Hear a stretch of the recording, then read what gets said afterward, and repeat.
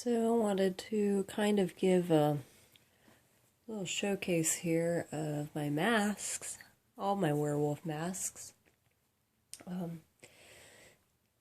Yeah, you could say I'm a little obsessed because I keep making them over and over again. But honestly, I think the fascination started when I was probably 6 years old. And I was a child pretty obsessed about Halloween time. I don't know why, but there was always something about dressing up, and I guess it's because I was in a small town too, so I knew everybody. We would all go trick-or-treating. It would be awesome. And I guess I was always fascinated also with monsters and creatures, animals, and Halloween just seemed like the kind of perfect time. And I always kind of wanted to be a big scary creature, like the creature from the Black Lagoon. I always remember he was one of my favorites very early on, one of my favorite movie monsters. I was fascinated with him for a while, and then of course Godzilla came along, and then the whole vampire and werewolf thing came along, and the werewolf thing never really went away.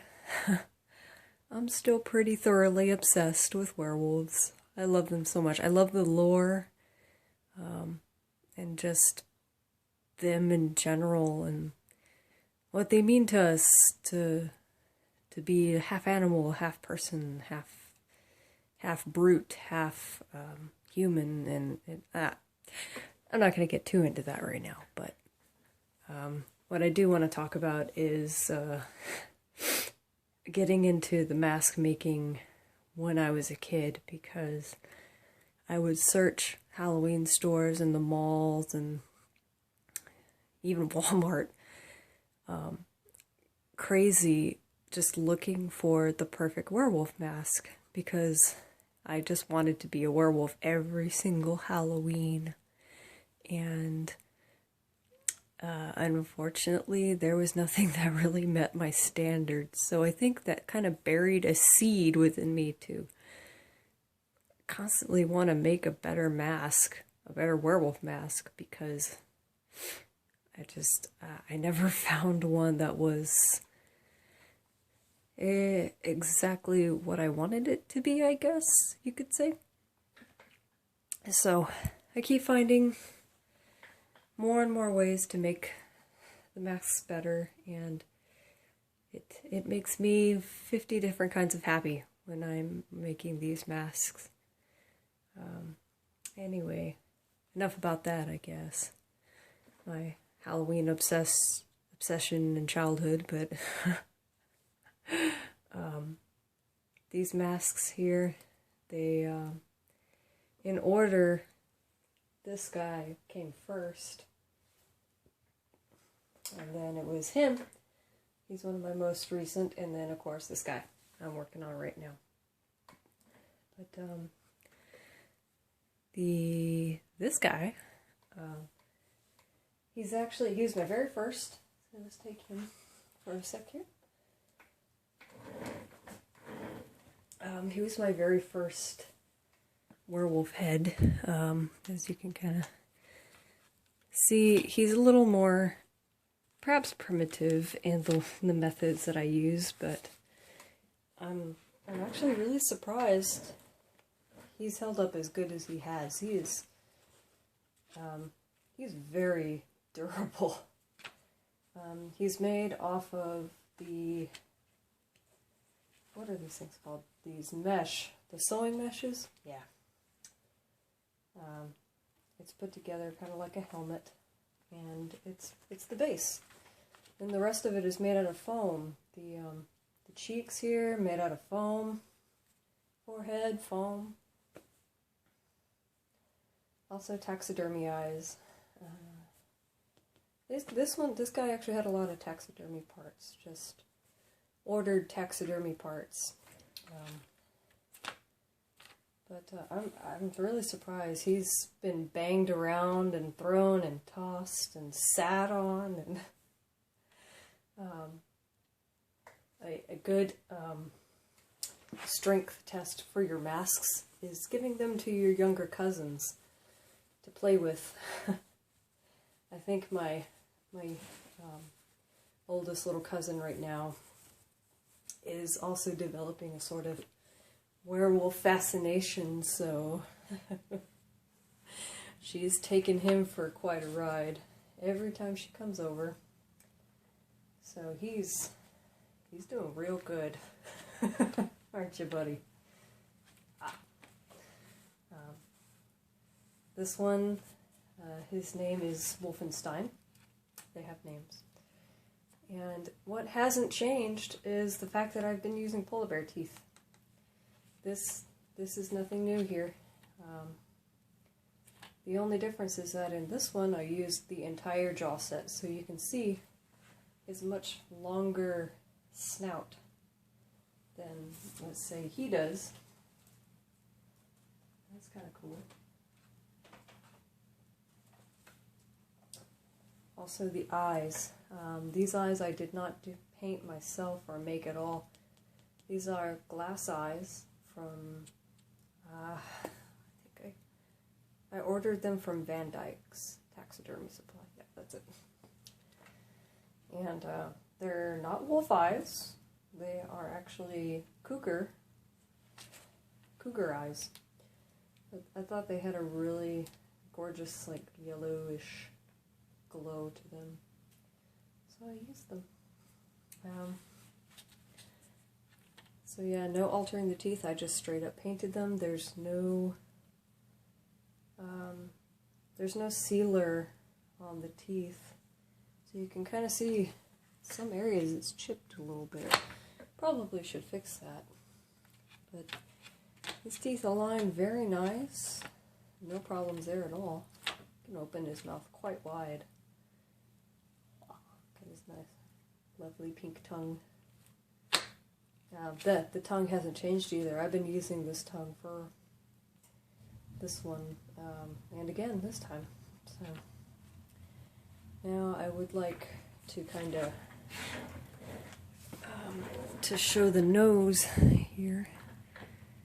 Yeah, right there. See the squishy? Squishy nose. That nose is actually from Dream Vision Creations. I think she also goes by Kira Tiger, or most popularly known as Monoyasha. Okay. They make some really fantastic stuff for, well, primarily furry masks and fursuits and stuff like that, but their items are very realistic. I really like using their noses and their claws too. I actually, with this mask right here, this guy Wolfenstein, I made an entire suit with him. So I have stilts and I have paws. So I ordered, I think, yeah, 10 pairs of claws from Monoyasha in this nose, which is also entirely too small. What I should probably do is order another one from them and put in their bigger nose or something, but it's okay. He can be a little messed up because he's the first one. But yeah, they shout out to them. They really do inspire me also to make better suits, and they have great tutorials and stuff, but it's one of their noses. Love it. Squish, squish. So I guess that's enough about him. He looks a little better when you put him on because his ears stand up then, see? His ears will perk up and he'll look a lot more like a dog and less like a Wolverine like this, but yeah. Alright. Oh, also vision out of this mask is not exactly the best. The eye slits are just a little bit too small, and I actually put I think it's a layer of chiffon in there. It's okay. It's not the best. Now then, Wolfgang. Wolfgang here is my first resin mask. He was kind of an experiment because I had never. It had been a long time since I had sculpted anything out of clay, and he was the first sculpture I've done in a long time. So he's a little bit asymmetrical. Am I using that term right? Asymmetric, not symmetric. Okay. His nose is a little bit crooked this way, but you can't really tell too much. But at first I was super pleased with how he came out. I still am, really, but I'm starting to see the faults now, and with this guy I made all the improvements that I thought I should make. First off, this guy too doesn't have the following eyes. As you can see, they're just kind of flat. They have no depth to them, but they're still really cool, I think. Now, cat's opening the door. Isha, quit that. She's like a velociraptor, I swear. Now the main problem with this guy, Wolfgang, is that his jaw mechanics aren't quite right. I don't know if I can show you here, because it's buried in fur. Thick fur. There we go. There's one of the hinges right there, but first of all, the hinges were way too long, and they weren't reinforced very well, so unlike with him, I just bring him over here for a second, put this guy down. So unlike with him, let's see, yeah, Wolfgang, doesn't have these two reinforced bolts here, and the jaw on him is just entirely too long. It actually comes about probably out to here. And you might think, well, what's the problem with that? But once again, not to get too sciencey about this, but the further away you have this pivot point from here, the more unstable it is. Okay? You don't want to have these things too long, otherwise it's going to be really awkward, and it's not going to really serve a purpose anymore. Because, like I said, once you get farther away from here, it just becomes like more awkward out here than functional. So I fixed that mistake with him. He's suffering from it. His jaw doesn't like to close in the right spot. As you can see, it likes to snag on the front teeth. Where the bottom fangs are supposed to slide right in front of the top fangs, kind of like scissors, really. So with him, you know, they kind of shut perfectly. He's a little noisy, but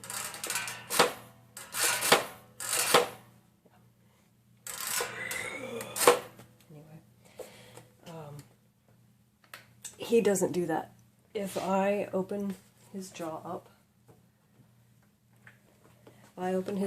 like this, and from closed to suddenly open, nope, doesn't want to go. Doesn't look too bad if he's kind of agape like that, you know. He just kind of looks like he's panting or something, but I see you. I have too much fun with these masks. Yeah. Still use the epoxy sculpt. He does have a sealer on his teeth. This jaw set is actually much shorter than this one. This one's a little bit more full, as you can see. In here, I actually had to cut just past the first molars. I think he's got them on his bottom ones, but on the top, the new guy definitely has them up top. He doesn't. See, had to cut them short, just because it's also such a shorter mask. But yeah, the jaw mechanics in this, you have to push forward a lot. She's got a broken jaw. Sad day. Sad day for Wolfgang. Excuse me.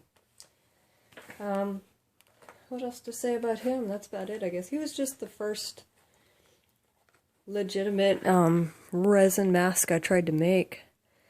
I think he looks fantastic, though. I love his character. He just looks so wily and angry and just like, what? You're looking at me? Why?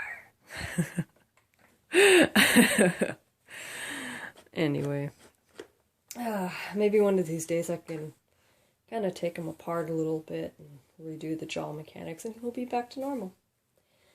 That's another thing. At first, the jaw mechanics were working pretty well, but over time, the screws loosened to the point to where the system just kind of failed. So probably what I'll do is put the new hinges on and just new everything. So, and that's what else to say about him. Not much. Hand painted the eyes, a nice bright yellow, but I didn't do the follow me because well, I didn't really know that follow me eyes existed back when I made him, so I just made resin eyes and painted them, and I was perfectly happy with that, and I think they still look pretty cool. But I'm sure glad I did the follow me eyes this time. They look super awesome. Totally in love with them.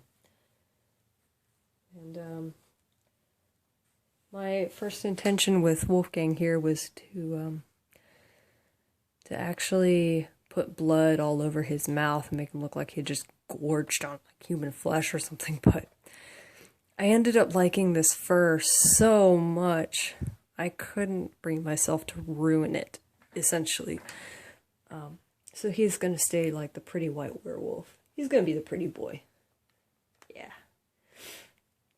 I did paint it a little bit, though, just with acrylic. I don't have an airbrush or anything like that. I just used like a dry brush method to paint that on, and it's doing pretty good. It hasn't faded, really, at all. So, that's Wolfgang. He can open his mouth pretty wide, too. But, just too bad. Too bad they don't close right. There we go. So that's just a little, I guess, brief history of all my masks here. And of course, this one you already know all about, so there's really no point in talking more about it. So I'll leave that be. I'll just do maybe some modeling here.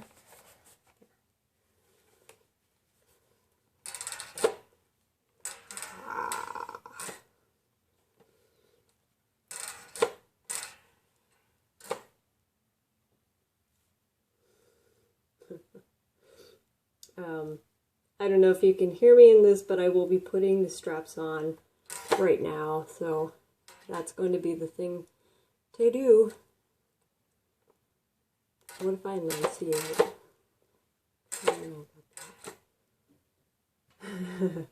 Alright. Alright, over and out.